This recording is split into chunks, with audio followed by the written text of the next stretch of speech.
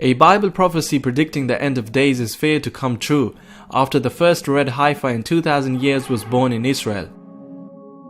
The Temple Institute in Jerusalem announced the calf's birth on YouTube, saying it would undergo extensive examination to determine if it's red all over.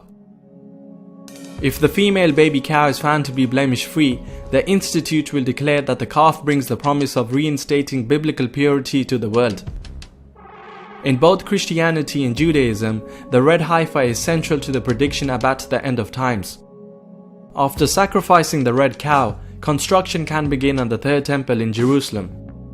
The Temple Institute and other groups worldwide were set up with the goal of building the third temple on Mount Moriah, or on the Temple Mount.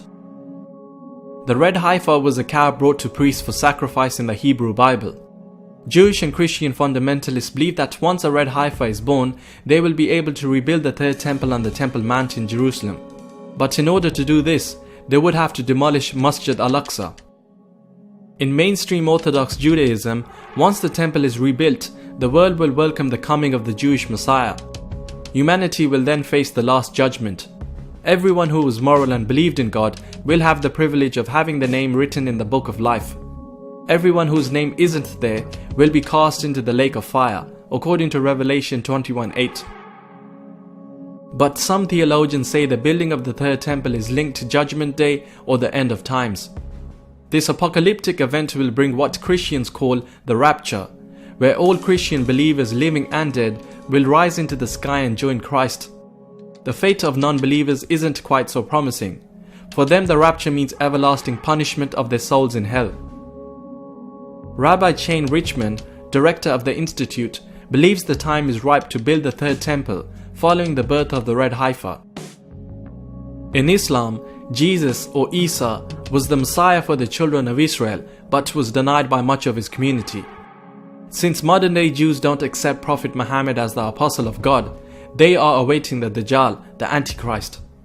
The Dajjal is described as having a deformity in his right eye, which would leave him one-eyed. His complexion would be reddy white. He would have a prominent forehead and a wide neck. He would be short in height, but he would be very powerful with a hunch in his back. The Dajjal would have long curly hair, so thick that his locks would look like snakes hanging from his head. He would be sterile. He would not have any children. Many groups and secret societies have been awaiting for his arrival for centuries, hence the one-eye symbolism everywhere.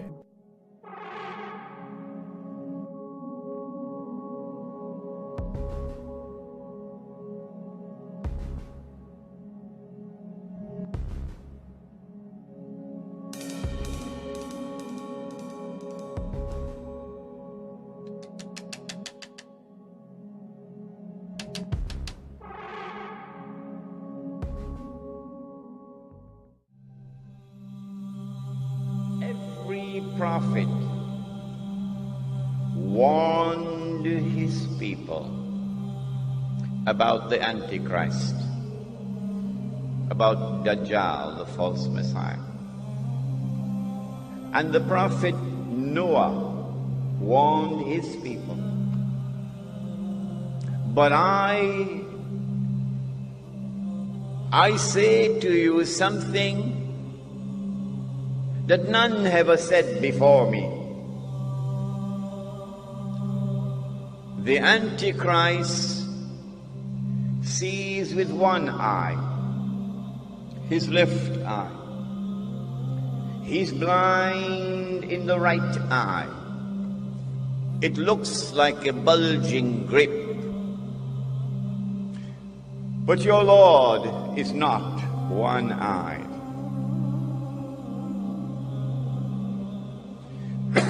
Between his eyes, on his forehead, is written the word kafir, disbeliever. And every mu'min will be able to read it. A mu'min is the one who has accepted the religion, the true religion, but has not only accepted it with the lips, but the truth has entered into the heart. The one who has faith is a mu'min. And so every mu'min will be able to read and recognize disbeliever, whether that mu'min is literate or illiterate.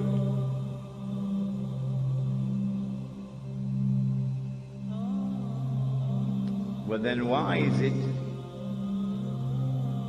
that the one who is a disbeliever cannot read? How come? The one who has faith can read.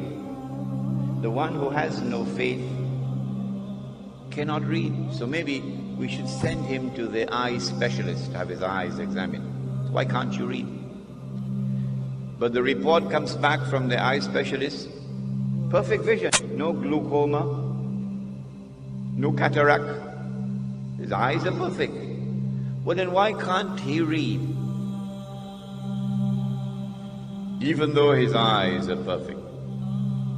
And why is it that the one who has faith can read and recognize kafir, disbeliever?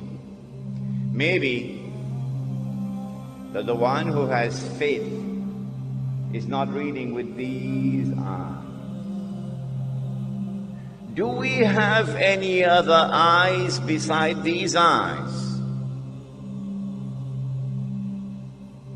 Do we have any other ears beside these ears?